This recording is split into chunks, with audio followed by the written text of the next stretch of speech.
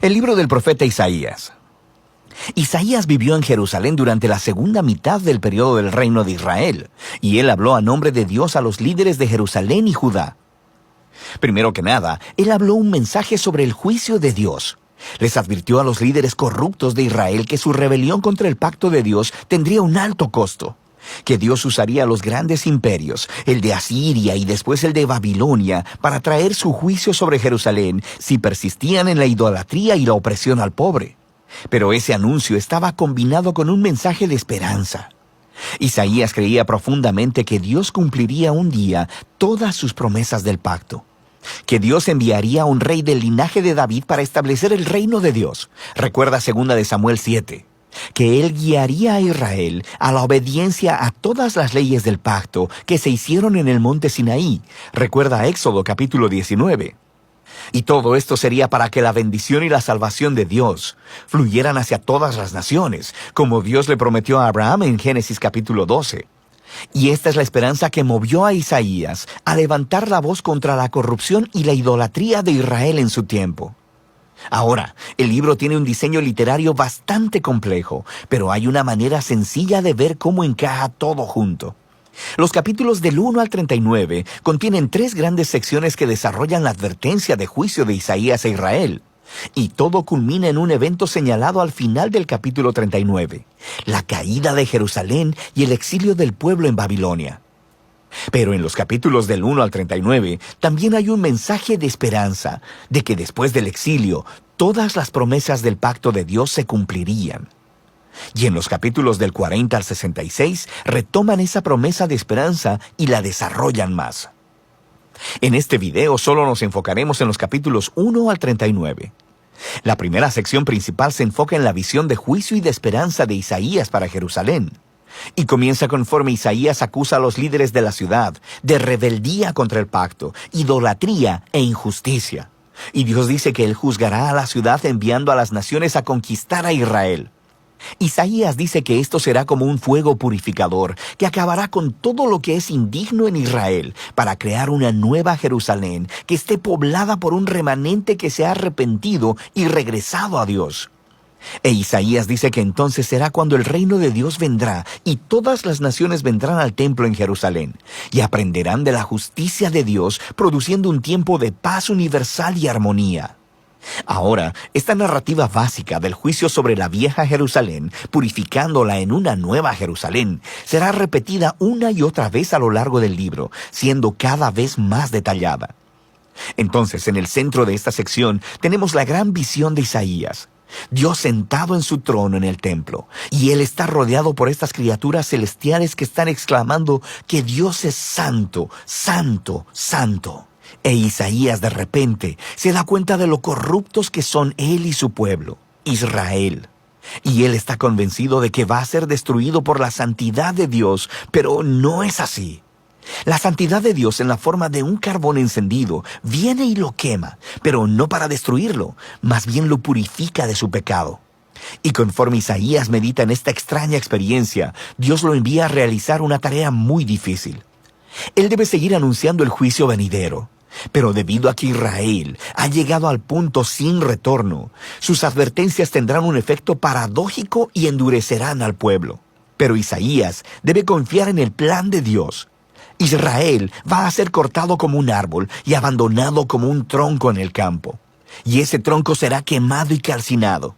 Pero después de toda esa quemazón, Dios dice que ese tocón ardiente es una semilla santa que sobrevivirá para el futuro. Es una pequeña señal de esperanza. Pero, ¿quién o qué es esa semilla santa? El resto de la sección ofrece una respuesta. Isaías confronta a Acaz, un descendiente de David y rey de Jerusalén, y anuncia su caída. Dios dice que es el gran imperio de Asiria quien primero derribará a Jerusalén y devastará la tierra, pero hay esperanza. Por la promesa de Dios a David, después de esta destrucción, Él enviará un nuevo rey llamado Emanuel, que significa Dios con nosotros. Y el reino de Emanuel liberará al pueblo de Dios de los imperios violentos y opresores.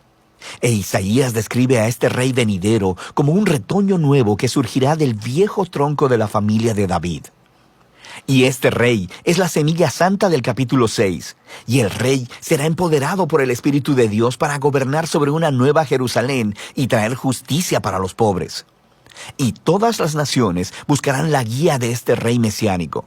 Su reino transformará toda la creación trayendo paz. Ahora, terminamos los capítulos del 1 al 12 con un entendimiento bastante bueno del mensaje de juicio y de esperanza de Isaías. Pero, ¿cuándo sucederá todo esto? Isaías vio otro imperio levantándose después de Asiria, y este es Babilonia, quien también atacaría a Jerusalén, y de hecho tendría éxito en destruirla. Y eso nos lleva a las siguientes secciones del libro. Primero tenemos una gran colección de poemas que exploran el juicio de Dios y la esperanza para las naciones. Se nos enseña primero que nada sobre la caída de Babilonia y de los vecinos de Israel. Isaías podía ver que el poder mundial de Asiria sería un día reemplazado por el imperio de Babilonia, una nación todavía más destructiva y arrogante.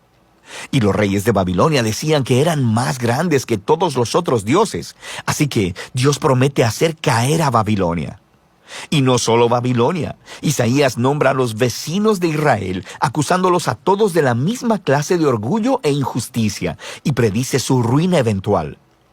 Pero recuerda, para Isaías, el juicio de Dios nunca es la última palabra, ni para Israel ni para las naciones.